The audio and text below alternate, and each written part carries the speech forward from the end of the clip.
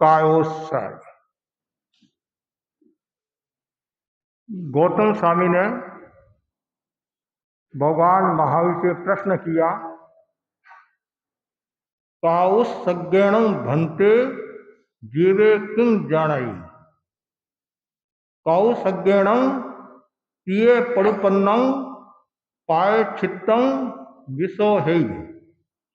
विशुद्ध पायचित्ते ये जीवे निगुये ये ओहरिये भारोव भार वै पसत्त जानो वगै सुहं सुहेणं विहरई।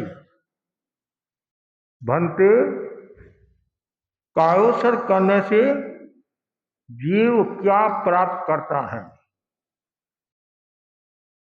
भगवान ने कहा, कायोत्सर्ग से जीव अतीत और वर्तमान के प्रायश्चित्तोचित कार्यों का विशोधन करता है। ऐसा करने वाला व्यक्ति भार को नीचे रख देने वाले भारवाहक की भांति स्वस्थ हृदय वाला अर्थात हल्का हो जाता है और प्रशस्त ध्यान में लीन होकर सुखपूर्वक विहार करता है। प्रत्येक व्यक्ति जीवन जीता है। जीवन जीना एक बात है, कलात्मक ढंग से जीवन जीना दूसरी बात है। जीवन जीने के कलात्मक ढंग से जीवन जीने के अनेक उपाय बताए गए हैं। उनमें एक महत्वपूर्ण उपाय है कायोत्सर्ग। कायोत्सर्ग जीने की कला है। कायोत्सर्ग का अर्थ है ममत्व का विसर्जन, भेद विज्ञान की साधना। कायोत्सर्ग देह से विदेह की यात्रा है, बहिर्मुखी से अंतर्मुखी की यात्रा है, अंधकार से प्रकाश की यात्रा है।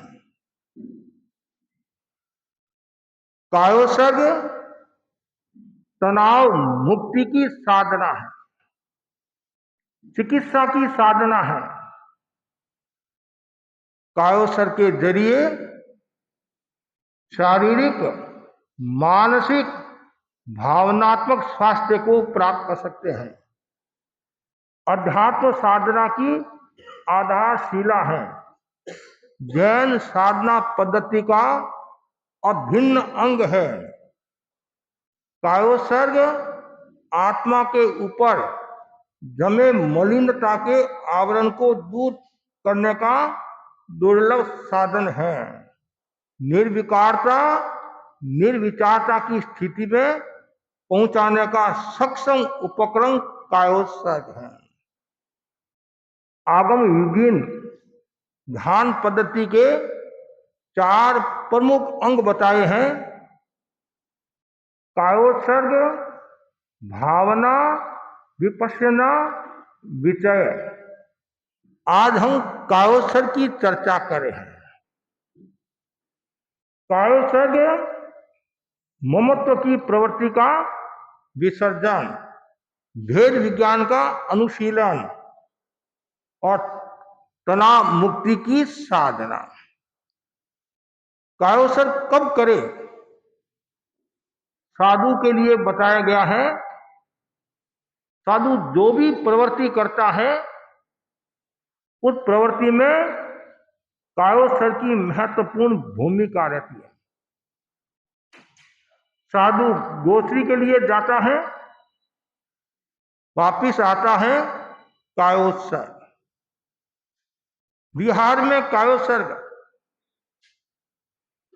प्रतिलेखन में कायोत्सर्ग, प्रतिक्रमण में कायोत्सर्ग, रात को सपना आ जाए तो कायोत्सर्ग, विशेष सपना आ जाए, उठकर 4 लोगस का कायोत्सर्ग, प्रायश्चित में भी कायोत्सर्ग। कायोत्सर्ग वैज्ञानिक पद्धति है। विज्ञान भी क्या कहता है, कोई भी धूप से आया तत्काल पानी नहीं पिए, तत्काल भोजन नहीं करे, क्यों? जुखाम न हो जाए। लेकिन भगवान ने तो 2500 वर्ष पहले कहा, साधु गोची करके आए कायोत्सर्ग करे। तो 2-4 मिनट उसमें लगते हैं, तो क्या होता है, शरीर जो गर्म है वो शरीर शीतल हो जाता है, तो वह आराम से भोजन करता है, उसमें कोई बाधा नहीं आती है। कायोत्सर्ग 3 प्रकार का होता है। खड़े खड़े कायोत्सर्ग, बैठकर कायोत्सर्ग और लेटकर कायोत्सर्ग। इन तीनों में महत्वपूर्ण जो कायोत्सर्ग है, उत्कृष्ट जो कायोत्सर्ग है, वो खड़े खड़े, बैठकर मध्यम और लेटकर सामान्य है। आप कहेंगे तो फिर लेटकर क्यों कराया जाता है? नए साधक होते हैं, उनको सिखाने के लिए पहले तुम्हारा कायोत्सर्ग सज जाए, फिर खड़े खड़े कायोत्सर्ग करना। और तत्काल यदि खड़े खड़े कायोत्सर्ग करता है, पहले यदि लेटकर किया हुआ नहीं है, बैठकर किया हुआ नहीं है, तो कभी कभी समस्या आ सकती है, गिर भी सकता है और भी कुछ हो सकता है। और प्रेक्षाधान शिविर लगता है, उनमें सबसे महत्वपूर्ण जो कक्षा होती है वो कायोत्सर्ग की होती है। जैसे ही कायोत्सर्ग का नाम आया, कायोत्सर्ग का समय हुआ, सबके चेहरे खिल जाते हैं, तो अब नींद लेने का समय आ गया है। लेकिन कायोत्सर्ग नींद का समय नहीं है। कायोत्सर्ग और शवासन में भी अंतर है। कायोत्सर्ग में शिथिलीकरण और सजेशन दिया जाता है, यह सम्मोहन भी नहीं है। कायोत्सर्ग बहुत महत्वपूर्ण साधना है। कायोत्सर्ग करते करते नींद आ जाए वो एक अलग बात है, और नींद की दृष्टि के लिए आप कायोत्सर्ग करते हैं तो रूप दूसरा हो जाता है। तो खड़े खड़े कायोत्सर्ग की साधना बहुत ऊंची साधना है। काया का कायोत्सर्ग, वचन का कायोत्सर्ग और मन का कायोत्सर्ग। कायोत्सर्ग एक शक्ति देने वाला है, एक रसायन है, और एक शब्द में यदि हम कहें तो च्यवनप्राश है। सर्दी के दिनों में आप च्यवनप्राश लेते हैं। आप रोजाना यदि कायोत्सर्ग रूपी च्यवनप्राश का सेवन करें तो दूसरी कोई दवाई लेने की आवश्यकता नहीं होती। किसी के ब्लड प्रेशर की बीमारी है, लो या हाई, उसमें भी कायोत्सर्ग की साधना बताई गई है। किसी को नींद नहीं आती है, कायोत्सर्ग की साधना बताई गई है। थकान ज्यादा आ रही है, कायोत्सर्ग की साधना बताई गई है। और ज्यादा श्रम हो गया, कायोत्सर्ग की साधना बताई गई है। आप 10-15 मिनट का कायोत्सर्ग किया, 7-6 घंटे में जो आपने श्रम किया, उसे जो थकान आई, उसकी पूर्ति हो जाती है। कायोत्सर्ग का कितना बड़ा महत्व है। और आचार्य भद्रबाहु ने कायोत्सर्ग के 5 लाभ बताए हैं। कितने लाभ बताए हैं? पहला लाभ बताया है उद्देश्य। कायोत्सर्ग के 5 उद्देश्य है। देह की जड़ता की शुद्धि के लिए, देह की जड़ता की शुद्धि के लिए कायोत्सर्ग किया जाता है। श्लेष्मा आदि के कारण कभी थकान आ जाती है, तो उसकी शुद्धि के लिए कायोत्सर्ग किया जाता है। दूसरा बताया है मति की जड़ता के लिए कायोत्सर्ग किया जाता है। मति की जड़ता के लिए अर्थात जागरूकता के कारण कायोत्सर्ग किया जाता है, जागरूकता के साथ कायोत्सर्ग। तीसरा बताया है सुख दुख तितिक्षा के लिए, अर्थात मैं सुख में भी सम रहूं और दुख में भी सम रहूं, सुख में फूलूं नहीं और दुख में भूलूं नहीं, कहीं सुख में भूलूं नहीं किसी को और दुख में भी समता रखना, सुख दुख में न तो झूलना न फूलना न भूलना, केवल समता की साधना। तितिक्षा के लिए चौथा जो बताया है अनुप्रेक्षा के लिए, कायसर किस लिए किया जाता है, अनुप्रेक्षा के लिए। और पांचवा बताया है ध्यान के लिए कायसर किया जाता है, किसके लिए, ध्यान के लिए। आपको यदि ध्यान करना है तो पहले कायोत्सर्ग करना होगा। ध्यान की जो पृष्ठभूमि है वो क्या है, कायोत्सर्ग।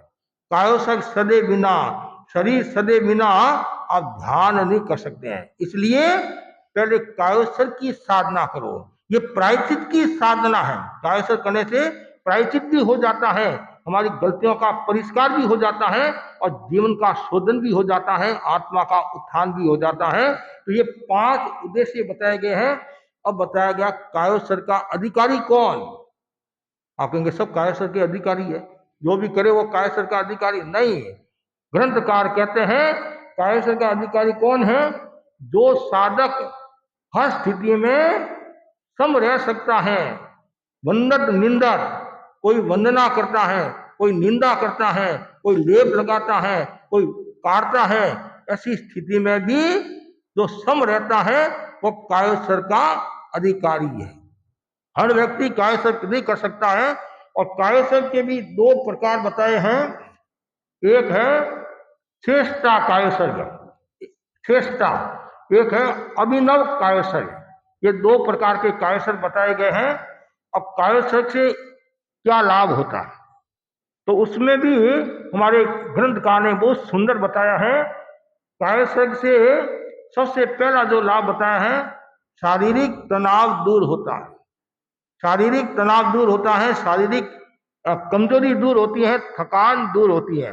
दूसरा बताया है मानसिक संतोष का अनुभव होता है, मानसिक तोष की प्राप्ति होती है। तीसरा है भावनात्मक शक्ति बढ़ती है, प्राण शक्ति प्रखर होती है, रोग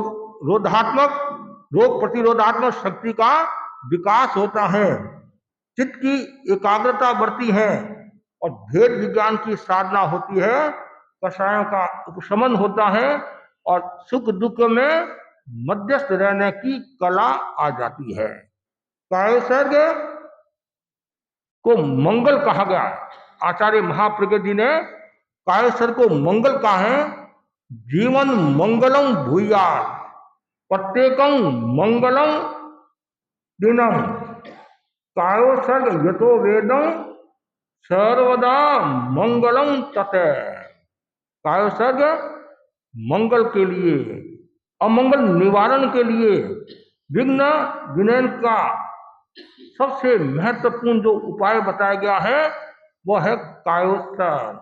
और कायोत्सर्ग को जो जानता है तो समझना चाहिए उसका पूरा जीवन मंगल में रहता है, सुख में रहता है, आनंद में रहता है।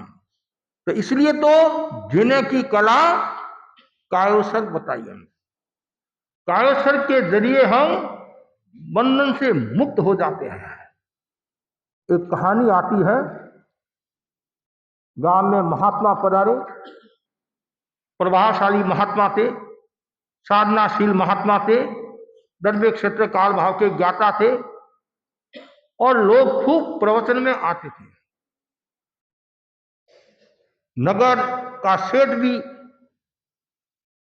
प्रवचन सुनने के लिए आया, लोगों ने मान दिया, सम्मान दिया। तो नगर सेठ पहली बार प्रवचन सुनने के लिए आया है, उसको आगे बैठाया गया और प्रवचन के बाद में प्रश्नोत्तर का कार्यक्रम चलता है। सेठ को भी कहा आप भी प्रश्न पूछो। शेर था लेकिन अंगूठा छापता, धन तो था लेकिन इतना ज्ञानी विज्ञानी नहीं था, इतना जानकार नहीं था। शेर को कहा अभी प्रश्न पूछो, फिर किसी ने कहा कोई बात नहीं, आज नहीं कल प्रश्न पूछ लेना। आज नहीं कल प्रश्न पूछ लेना। शेर तो राजी हुआ, बला मीठी। और दूसरे दिन वापिस शेर स्नान करके तैयार हुआ व्याख्यान में जाने के लिए। तो घर में तोता था। कौन था? पिंजरे में तोता था। तोता भी मनुष्य की भाषा को जानता था और शेर को पूछा, शेर साहब कहाँ जा रहे हो?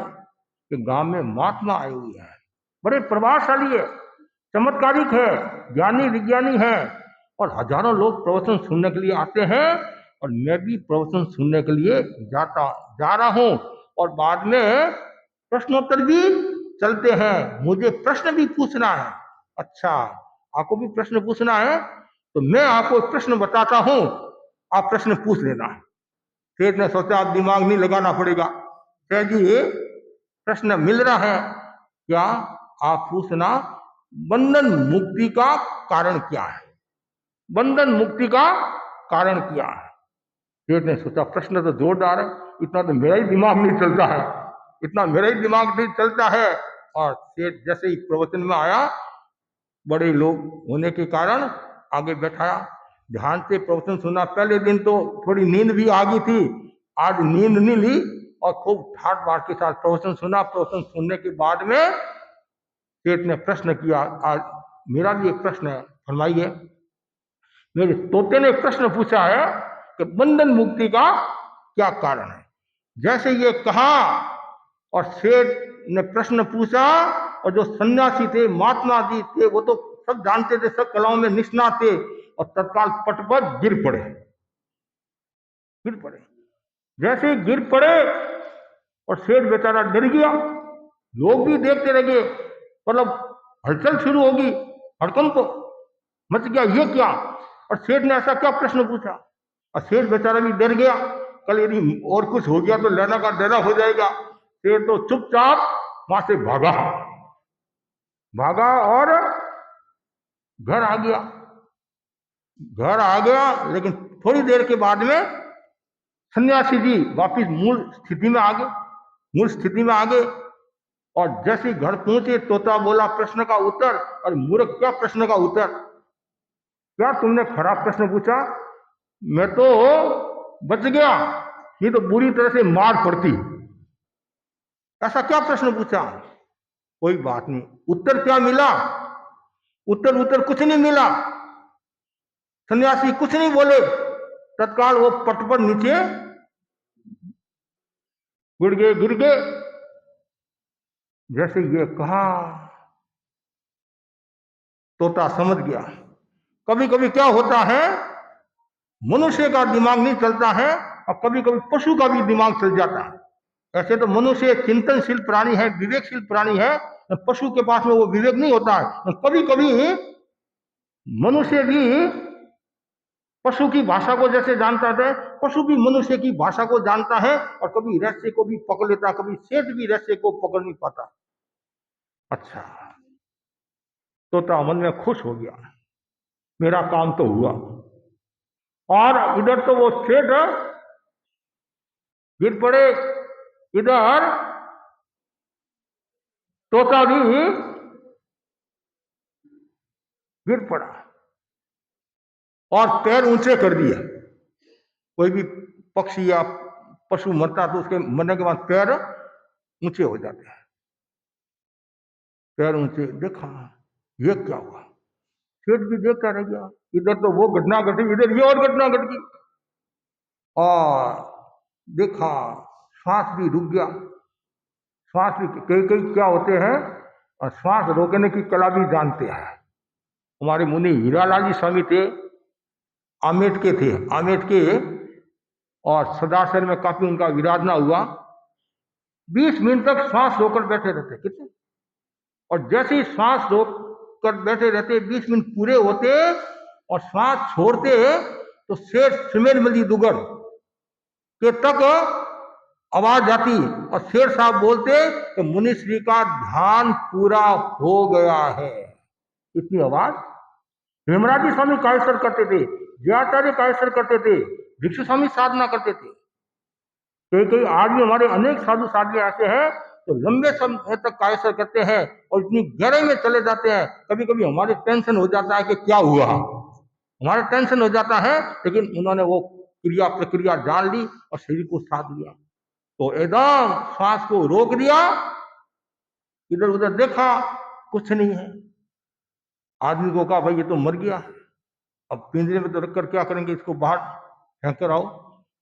और जैसे ही पिंजरा खोला और शेर ने इधर उधर थोड़ा देखा होगा, आदमी ने इधर उधर देखा होगा और तत्काल उड़ गया, वृक्ष के ऊपर जाकर बैठ गया। शेर देखता रह गया। शेर बोला तुम जीवित है? जीवित तो हूं, तो तुम मर गया था नहीं? तू? मैं मरा नहीं, मरने का नाटक किया, बंधन मुक्ति का नाटक किया, मेरे को तो मुक्त होना था। आपने जो प्रश्न पूछा था, मुनिराज ने जो उत्तर दिया, मुनिराज जैसे गिर गए, तो वैसे ही मैंने ये किया, मेरे को प्रश्न का उत्तर मिल गया। आज समझ नहीं पाए उसका मैं क्या करूं। तो कायसर का ये मर्म है और बहुत सुंदर बताया गया है कि कायसर के बारे में कि ये शरीर एक पिंजरा है, ये शरीर एक, इसका मर्म बताया है, ये शरीर एक पिंजरा है और उसमें आत्मा रूपी तोता पंछी बैठा है। शरीर एक बंधन है, उस बंधन में पंछी बंधा हुआ है। उस पंछी को शरीर के बंधन से निकालने का जो उपाय है वह है कायोत्सर। और कायोत्सर जीने की कला है। हम आचार्य तुलसी और महाप्रज्ञ जी के आभारी हैं, जिन्होंने हमें परीक्षा ध्यान की साधना दी, कायोत्सर की साधना दी। वर्तमान का जो युग है वो तनाव का युग है, विज्ञान का युग है और आपाधापी का युग है, भौतिकता का युग है। बात बात में टेंशन हो जाता है, बात बात में और कुछ हो जाता है। तो तनाव मुक्ति का अचूक जो उपाय है वो है कायोत्सर। और कायोत्सर को आभ्यंतर तब का है, निर्जरा के 12 जो भेद बताए हैं उनमें एक भेद कौन सा लास्ट है, वो व्युत्सर्ग और कायोत्सर्ग है। शरीर को छोड़ना, मतलब शरीर के प्रति जो आसक्ति है, आसक्ति को छोड़ना। और जिनको जीवन जीने की कला आ जाती है वो आराम से जिंदगी जी सकता है, अच्छी जिंदगी जी सकता है। तो बस मैं आज इतना ही आपको कहना चाहूंगा कि ज्यादा से ज्यादा भाई बहन कायोत्सर की साधना करें। जब भी आपको टाइम मिले, 2 मिनट, 5 मिनट, 10 मिनट कायोत्सर की साधना करते रहे। और कायोत्सर की साधना में लाभ ही लाभ होता है, नुकसान नहीं है। जब भी कोई उपसर्ग आ जाए, उपद्रव आ जाए, उस समय कायोत्सर की साधना सबको करनी चाहिए। और आपको ये भी पता होगा, हमारे सुदर्शन मुनि का उदाहरण आता है, सुदर्शन मुनि का उदाहरण, उनके ऊपर उपसर्ग आ गया तो वो कायोत्सर्ग में स्थित हो गए थे, उनके कोई नुकसान नहीं हुआ। बाह्य शक्ति ने कुछ भी अनिष्ट नहीं किया, सामने वाले का ही अनिष्ट हुआ। दूसरा उदाहरण हमारे आता है चंद्रावतंसक राजा। क्या नाम आता है? चंद्रवतंसक राजा। उसके एक संकल्प था कि जब तक दिया जलता रहेगा तब तक मैं कायोत्सर की मुद्रा में रहूंगा, दिया जलता रहेगा। तो वो संभवतः पोषण में थे, कमरे में पोषण करे थे। तो दासी ने सोचा अंधेरा न हो जाए, तो दीपक जल रहा था। अब दीपक बुझने लगा तो अब उसमें तेल डालती गई और उधर राजा का ये संकल्प था, जब तक ये जलता रहेगा तब तक मैं कायोत्सर में रहूंगा। और उसका ये संकल्प था कि जब तक राजा नहीं सोए, अंधेरा न हो जाए, दीपक जलता रहेगा। परिणाम ये आया और राजा का उत्थान हो गया, राजा का उत्कर्ष हो गया। और क्यों? उन्होंने भेद विज्ञान की साधना कर ली थी। तो ये एक उदाहरण आता है, मन में संकल्प, तो राजा का भी उत्थान हो गया। कायोत्सर का कितना बड़ा महत्व है। बाहुबली ने 1 वर्ष तक कायोत्सर मुद्रा में रहे, बाहुबली 1 वर्ष तक कायोत्सर की मुद्रा में रहे। और हमारे यहाँ बताया गया है कि कायोत्सर की जो उत्कृष्ट जो स्थिति बताई है, 60,000 वर्ष की बताई। कितनी उत्कृष्ट स्थिति? 60,000 वर्ष। मतलब एक व्यक्ति उत्कृष्ट 60,000 वर्ष तक कायोत्सर की मुद्रा में रह सकता। क्यों? पहले जो आयुष्य होता था, लंबे लंबे आयुष्य होते थे, तो उत्कृष्ट इतनी स्थिति आचार्य महाप्रज्ञ जी ने बताई है। और साधना करते थे, तपस्या करते तो कायोत्सर की साधना चलती रहती थी, पहले तो लंबा लंबा आयुष्य होता था, लंबी लंबी साधना करने वाले थे। बड़ी बड़ी तपस्या करने वाले थे, तो उसकी स्थिति इतनी बताइए, उसकी स्थिति इतनी बताइए। तो मैं सभी को कहना चाहूंगा, जब भी परीक्षा दान शिविर लगे तो उसमें जरूर आपको भाग लेना चाहिए, और ऐसे भी आपको टाइम मिले तो हर समय कायेश्वर की साधना करनी चाहिए। इसी आशा के साथ ओम अरहम।